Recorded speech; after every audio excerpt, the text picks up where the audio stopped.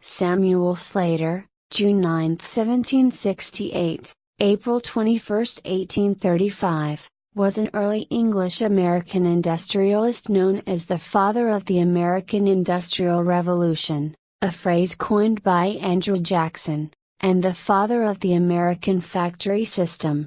In the UK he was called Slater the Trader because he brought British textile technology to America, modifying it for United States use.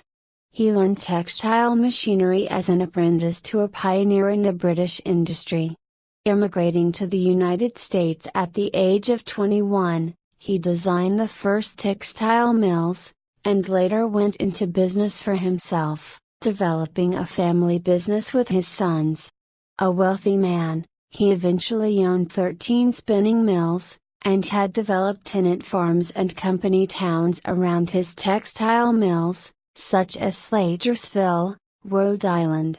Early life: Samuel Slater was born in Belper, Derbyshire, England on June 9, 1768, the fifth son of a farming family of 8 children.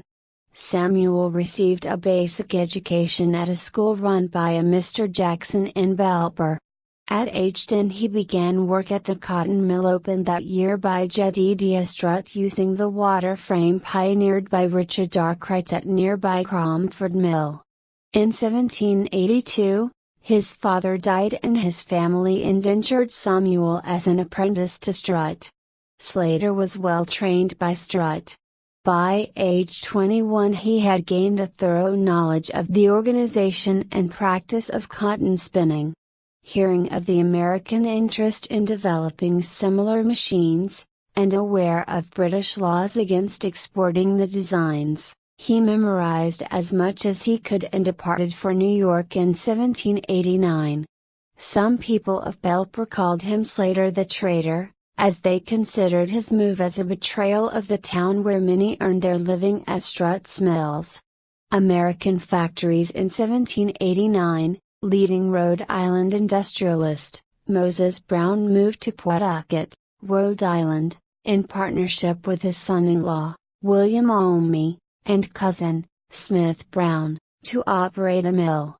Housed in a former fulling mill near the Pawtucket Falls of the Blackstone River, Olney and Brown, as the company was to be called, planned to manufacture cloth for sale, with yarn to be spun on spinning wheels, jennies, and frames, using water power. In August, they acquired a 32-spindle frame after the Arkwright pattern, but could not operate it. At this point, Slater wrote to them offering his services. Slater realized that nothing could be done with the machinery as it stood, and convinced Brown of his knowledge. He promised, "If I do not make as good yarn, as they do in England, I will have nothing for my services, but will throw the whole of what I have attempted over the bridge." In 1790 he signed a contract with Brown to replicate the British designs. Their deal provided Slater the funds to build the water frames and associated machinery, with a half share in their capital value and the profits derived from them. By December the shop was operational with 10 to 12 workers. Despite shortages of tools and skilled mechanics, by 1791 Slater had some machinery in operation. In 1793 Slater and Brown opened their first factory in Pawtucket.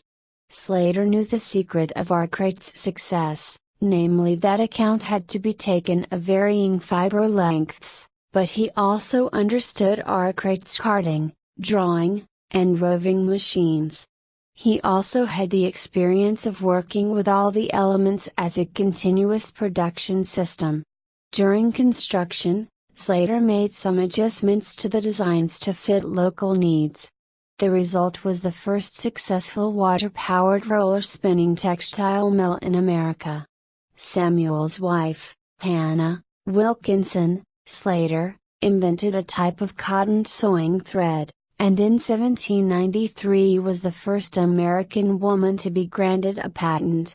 After developing this mill, Slater instituted principles of management which he had learned from Strutt and Arkwright to teach workers to be skilled mechanics.